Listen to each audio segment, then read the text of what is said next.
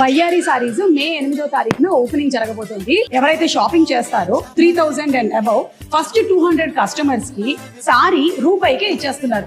పశ్చిమ బెంగాల్లో వేగంగా మారుతున్నాయి పరిణామాలు. బెంగాల్లో అధికార మార్పుల తర్వాత అవినీతి అధికారులపైన ప్రధానంగా ఫోకస్ పెరిగినట్లుగా తెలుస్తుంది. వివాదాస్పదమైనటువంటి కోల్కతా డీసీపీ శాంతను సిన్హా బిస్వాల్ పైన లుకౌట్ నోటీసులు జారీ చేసింది ఎన్ఫోర్స్మెంట్ డైరెక్టరేట్. సోనా పప్పు కేసులో శాంతను సిన్హా పైన మనీ లాండరింగ్ ఆరోపణలు కూడా వెలువెత్తుతున్నాయి.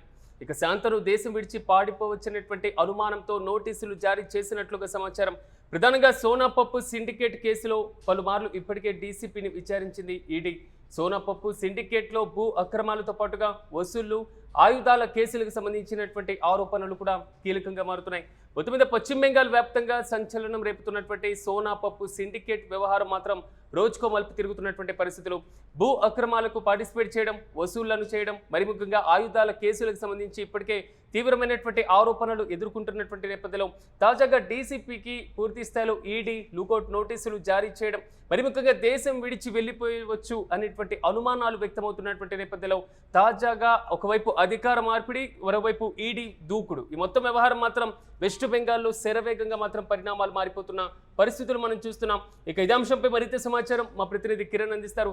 కిరణ్, చెప్పండి, ఓవైపు గత ప్రభుత్వంలో జరిగినటువంటి లోపాలపైన తాజాగా ప్రభుత్వం ఏర్పాటు కాకముందే మరింత దూకుడుగా వెళ్తున్నట్లుగా తెలుస్తుంది ఈడీ. పూర్తి అప్డేట్స్ ఏంటి? సిరాజ్, వెస్ట్ బెంగాల్లో అధికార మార్పిడి జరిగిన తర్వాత నేరుగా టీఎంసీకి అనుకూలంగా వ్యవహరించిన అధికారులపై, అదేవిధంగా టీఎంసీ గతంలో చేసిన దౌర్జన్యాలపై, గతంలో చేసిన టీఎంసీ గూండాల పని పడతామంటూ ఎన్నికల ముందు మోడీ, అమిత్ షా ప్రకటించారు. అయితే ఎన్నికల కౌంటింగ్ ప్రక్రియ ముగిసిన తర్వాత నేరుగా ఈడీ దాడులు మొదలుపెట్టింది.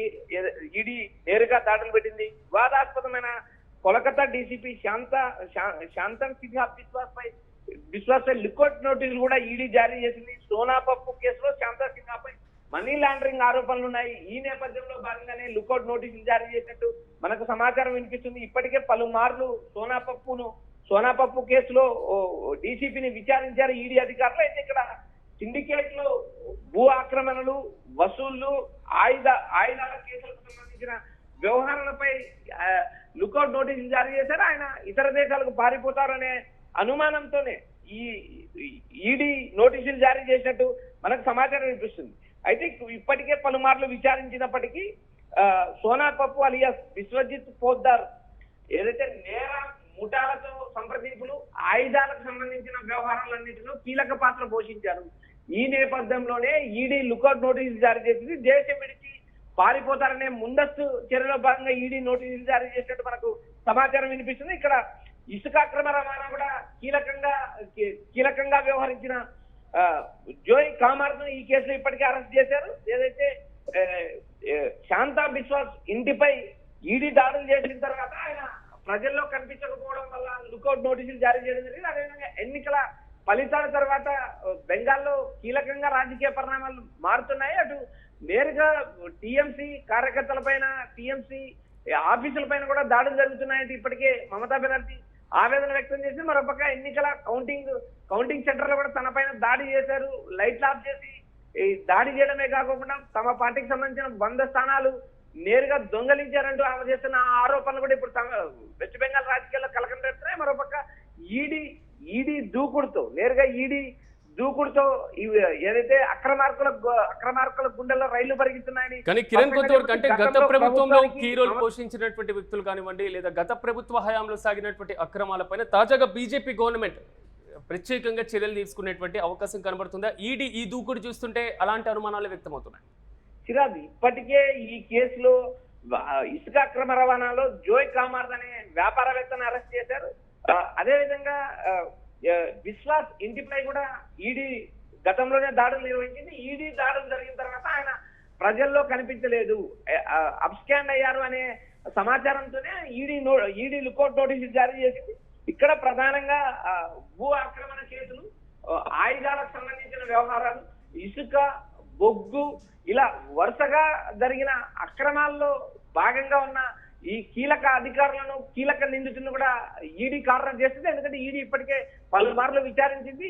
గతంలో కూడా మమతా బెనర్జీ తీవ్రంగా ఈడీ పైన, సిబిఐ పైన, నేరుగా సుప్రీంకోర్టు ఈ ఎస్ఐఆర్ పైన కూడా ఆరోపణలు చేసింది. అయితే ఈ ఎస్ఐఆర్ ప్రక్రియ ఆమె ఓటమికి కారణమంటూ